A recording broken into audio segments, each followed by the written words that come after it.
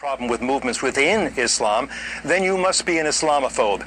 And I don't mind if people want to debate me, argue with me. People come on your show and debate. It's very edifying. It's very entertaining. But what they want to do when they call you an Islamophobe is they want to shut you down. They want to get you out of the debate. It's like a homophobe or a bigot, a racist, and all that. But why does he want to shut you down? Is George Soros loony enough to think that an open border world, a borderless world, where ISIS could move wherever they want with any problem, is a safe world, is a good thing? Is he that crazy?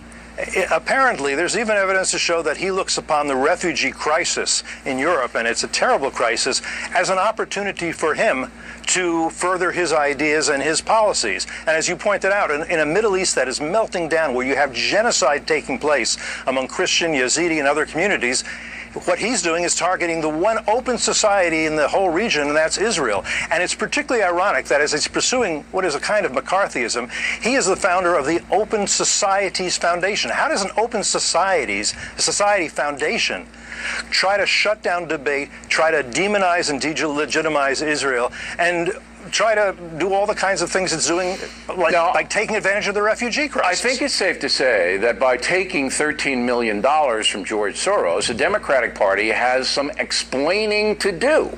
Do they not?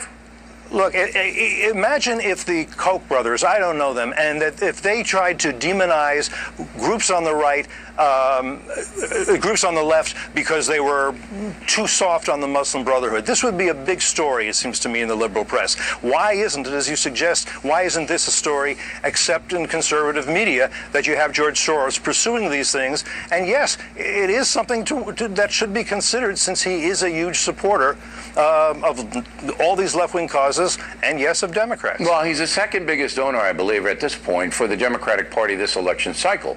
Yet, as you pointed out, and we're not a conservative show, as you know, Mr. May. I mean, this is a really interesting story. I mean, how an American billionaire can pay people hundreds of thousands of dollars to try to attack you and other people who object to Islamic terrorism. I mean, that's the crux of the story. And then that very same person involved in that and delegitimizing Israel is one of the biggest funders of the Democratic Party. That's huge. That's a huge story. That would be like the Klan coming up with money and pumping it into the Republican Party. I mean, think about it. The Klan, a racist crew, all right, who wants to put Jews and blacks and minorities in a bad position, okay? And it's horrifying what they do, all right? As opposed to Soros, a far left crank who wants to harm Israel and wants to shut you up. I mean, I don't understand the big difference between Soros and David Duke. Do you? I don't, and I think that members of the more liberal and more progressive press ought to be answering why this isn't newsworthy, why only certain things are newsworthy, and why somebody far to the left and further to the left than they are, why they won't investigate, report, cover, and talk about these things. Where is this? And where is it? I don't think you're going to see it in tomorrow's papers. Now, to be fair, we looked for connections between Soros and President Obama. We did not find any. In fact, the two had a falling out of some kind. But Hillary Clinton, you know, she's $7 million already into her campaign from Soros. So, again, we need to get to the bottom of this. And, Mr. Mayor, we appreciate you coming on this evening. Glad. Obey. Some of them very dangerous. Also, Black Lives, we're simply trying to protect the country against Islamic terrorism, number one. Number two is donated millions of dollars to try to run down Israel. All right. So now, how, as a Democrat, do you process those two facts?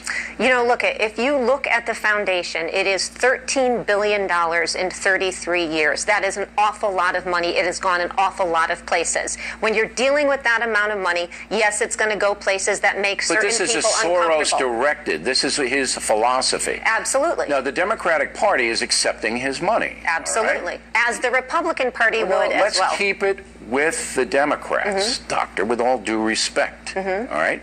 They're accepting the money. Do they have an obligation to explain whether they support Soros' vision of open borders everywhere in the United States, his vision of denigrating Israel? Do the Democratic Party does the Democratic Party, Donna Brazile as the head, have an obligation to explain that to you, a Democrat? I think they absolutely have to be transparent about where that money is coming from and what it is directed to. I absolutely agree with that. But we know where it's coming from and where it was directed to. Do they have to explain why they're accepting it? I don't think the argument that the Democratic Party is anti-Israel is going to hold any water. So, I do believe in transparency. If they are accepting money, which they are, they need to say where it's coming from and where it's going. And if you want that money regulated, it would be incumbent on all of us to get together, which I firmly believe, and regulate that money. Well, look, that's a whole different debate. But it's not a whole different yes, debate. Yes, it is, because this if it's not regulated, how do you control this the money? investigation is very personal. It's not a policy investigation. Here's a man giving an enormous amount of money to the Democrats who believes that we should not protect ourselves at all and allow anyone in the world in here at any time. That's flat out dangerous. And as a man who's funding anti-Israel people to the tune of tens of millions of dollars. That's personal. And I'm surprised as a Democrat that you don't take it personally. I do take it personally. It puts you, your family, and every Jew in Israel in danger. I do take it personally, but here is also a man who has funded women's issues, equal rights, all right, we're back to the trains on time again. But listen, there is a point to be made. If that money is not going in a place that the Democratic Party is comfortable with, then yes, it should be discussed by Democrats. But that is not all the money, and that's not where all the money is going to. Nobody is saying it's all the money. You can give money to poor children and still be a villain. And still be a villain. Absolutely, but I don't think that George Soros qualifies as a villain. You don't? No, and I would like to see the evidence that suggests that he does. You show me that evidence. You just heard Cliff May, an American citizen. And I respect Cliff. He's trying to destroy because of his free speech opinion that the jihadists are bad for America. I am not in favor That's not a bad thing. I am not in favor of destroying Cliff May or anybody else. Well, that's what Soros is doing. But this is not what the Democrats are responsible for. What are they responsible for? If they are getting donations, they're responsible for being transparent about where they're coming from and what they're targeted to. And explaining why they're accepting them. And where the money is going, Bill. Where is the money going? It is not going to discredit Cliff May. If this were the opposite, if some